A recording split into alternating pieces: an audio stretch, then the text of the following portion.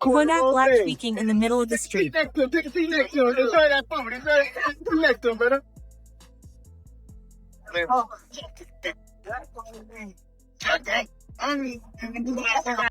I'm saying? Yep. Oh shit, I already know. And then,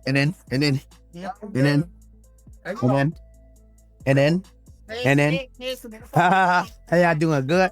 I'm getting from the back there, eh? Man, he gonna take my baby some good. How you take? Yo, here's how you get your money. Get your money out there. So you got some money. Appreciate you, brother. He turned 29 in June 2026. Instead of celebrating a decade in the game, he was back in front of a judge in shackles. 2 new cases, 12 prior felonies on his jacket, a federal pardon that was supposed to reset everything and didn't. This is where Kodak Black is right now. And to understand how he got here, you have to go all the way back to Golden Acres. Born Diuson Octave on June 11, 1997 in Pompano Beach, Florida. His mother, Marceline, was a Haitian immigrant who raised 3 kids nearly alone after his father left when Kodak was around 9. The family was in the Golden Acres projects, one of the most notorious blocks in Pompano. He started rapping in elementary school, was already cutting songs at a local studio after class. And here's the thing people miss. He used to read dictionaries and thesauruses for fun, stacking vocabulary the way other kids stacked cards. That's where the voice came from that nobody else in Florida had. But the streets grabbed him early. By 5th grade, he was suspended for fighting, got caught stealing a car in middle school.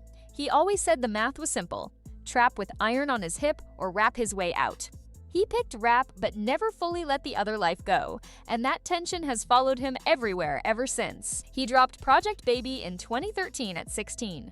By 2015, he was already in the system in Pompano. Assault, robbery, kidnapping charges involving minors. Possession. He was 18. Bonded out, caught another case Christmas Day in St. Lucie County for weed.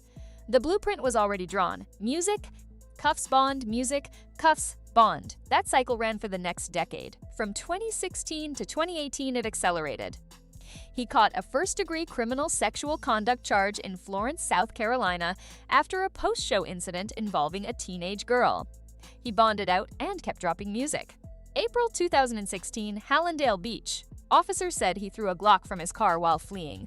Weed charge, fleeing charge, house arrest, probation, a 120-day bid in St. Lucie.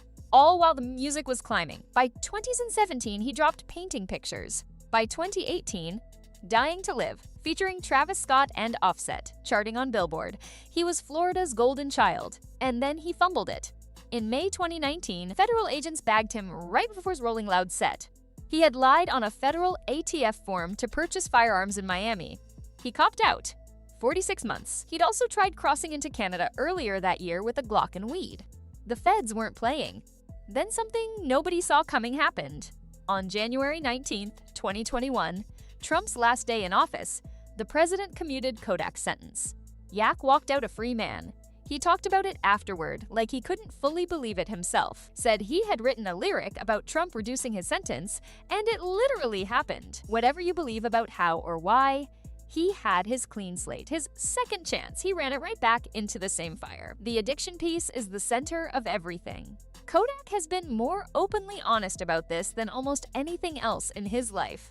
On his worst days, he was consuming up to 100 Percocets in a single day. His average was around 40 to 45. That's not recreational. That's a man medicating something so deep that he needed that level of chemical pressure just to function. He's said publicly he wishes he had never glamorized that lifestyle in his music. The line from Super Gremlin, where he raps about knowingly eating a fake Percocet, is the one he regrets most. He's cut the song off mid-performance to address it directly, telling his fans he wasn't on that anymore and warning them not to follow his lead. He told a youth football team once to say no to drugs. Said drugs were too good, that he had lived inside that world and knew exactly where it went. In 2022, he was arrested for oxycodone trafficking, 31 pills and $75,000 in cash off a traffic stop.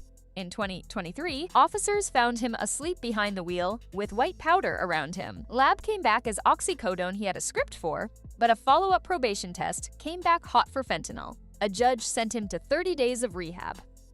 He spoke about clean stretches in 2024, said he'd never been happier. Then footage showed him using again months later. He said on one live he was never sober, that he was too young to die sober. Then in May 2025, he dropped a freestyle bar referencing a meth habit. Walked it back on live, said he only tried it a couple times. The streets have been debating it ever since. Stack the mental weight on top of all that, and the picture gets darker. In October 2021, he posted that he was lonely, depressed, and sad, said nobody loved him, said he felt like he didn't want to be here. He deactivated his accounts shortly after. When he came back, he said he wasn't in crisis, but admitted the depression was real, said mental health is real, that he had lost someone close to suicide and it had hit him hard. In 2025, he broke down on IG Live multiple times, talking about betrayal and emotional pain in ways that worried people watching. Ray J hopped online after one session and publicly told fans to go check on Kodak. If anyone watching this is dealing with something similar, 988 is the Suicide and Crisis Lifeline. Call or text anytime. That's not weakness. That's using your resources. Through all of it, he's been trying to be a father to 5 children: King Khaled, Queen Yuri, Princess Isabella, Prince Capri, and Prince Voltraktav, born January 1st, 2025. He gives all of them royal names. He said being a dad fills holes in him that nothing else can reach. He was present at Prince Capri's birth and helped deliver him with a midwife just days after a jail release. The custody situation in 2025 was messy and public. His relationship with Miranda Johnson collapsed online. She filed emergency orders. Domestic violence allegations surfaced with photos. No arrest came from it. The case settled in September 2025. Around $10,000 a month in support, $50,000 toward a vehicle, and $90,000 toward her legal fees. For his oldest, King Khaled, a 2017 order was already set at $4,200 a month. He's been vocal about the financial weight. Said he pays more in child support than Rick Ross, and that Rick Ross has more money than him. Then came May 2026. On May 6th, he turned himself into Orange County on a first-degree felony trafficking charge, MDMA, more than 10 grams. The incident was from November 2025 near a children's facility in Orlando. Officers responded to a shots-fired call, found 2 cars, searched them, and came up with a pink bag containing Molly, $37,000 in cash, prescription, cough syrup, and more. His lawyer Bradford Cohen argued in court that neither car was registered to Kodak, that he wasn't in either vehicle when the search started, that the powder initially tested as cocaine and only came back as MDMA later, and that none of the fingerprints on the bag matched his client. The state countered with an Instagram photo of Kodak appearing to hold what looked like the same pink bag and his prior record. 12 felony convictions, 2 misdemeanors, 1 failure to appear. Judge set bond at $75,000. Kodak posted and walked out, pleading not guilty, asking for a jury trial. 9 days later, Broward County picked him up again, resisting an officer without violence and fleeing from a February 2026 traffic stop. Bond was low. He was out quickly, but 2 arrests in under 2 weeks is a look that no lawyer can fully manage in the court of public opinion. His attorney noted that the timing of old cases being revived felt coordinated.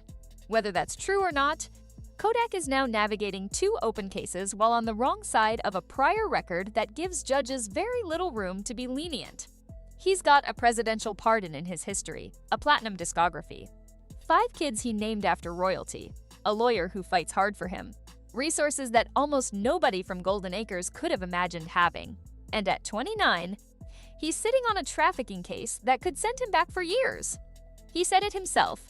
He tends to misrepresent himself to the public, that he has positive energy around him, that he's grinding and growing. But watch the pattern, not the performance. The projects never really let him leave. The question now is whether anything ever will. Drop a comment. Do you think Kodak can finally break the cycle? Or is the pull of that life just too deep to escape?